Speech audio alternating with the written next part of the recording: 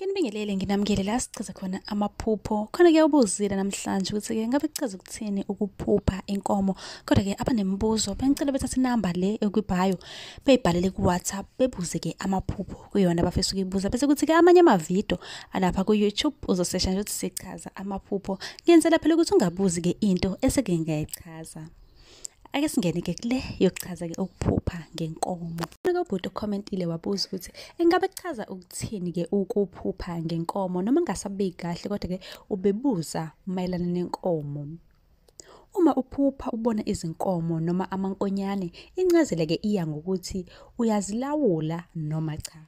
Uma uzibona zisemadlelweni noma-ke uzelusa, kusho impumelelo nenhlanhla ekusaseni lakho. Uma uzihubha, kusho ukuthi-ke izitha zakho zikukhukhule ngomoya omubi futhi-ke zizokunqoba.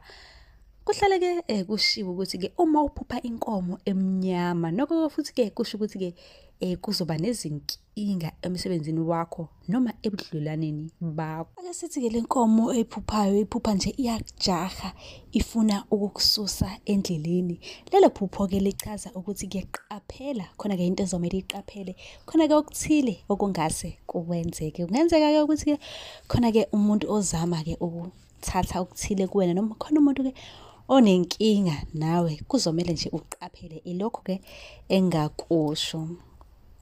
Ake sithi-ke le nkomo uyayiphupha kodwa-ke ifile ephusheni. Uma-ke uphupha inkomo efile, kuwuphawu lokuthi-ke udinga ukuthatha izinyathelo ezithe xaxa mayelana nemigomo nekusasa lakho. Kusho ukuthi ikusasa lakho kumele ukuthi-ke ukulinaka ungabe usuba budedengu kakhulu. Uma ukuthi ngumuntu-ke othanda ukujayiva, uyaphuza, wenza izinto ezingalungile, kuzomele-ke uqaphele uthathe-ke izinyathelo ezinhle ngekusasa lakho ngoba hhayi engathi-ke khona umonakalo ongase wenzeke. Inkomo-ke efile imele-ke imigomo, amaphupho-ke nezifiso zakho.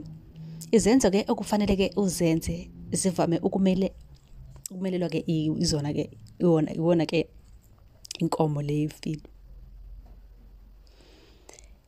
Kungenzeka futhi leyo nkomo yafa ngoba phela akaze wenze lutho. Kodwa ngamlaleli uma ukuthi-ke unombuzo, ngicela ubuze la ku-comment noma uthathe inamba lapho kubhayo la azosibhayela khona noma uye ku-YouTube ufike ukuthi nje sichaza amaphupho. Uzothola wonke amavidiyo lapho amaphupho siwachaza.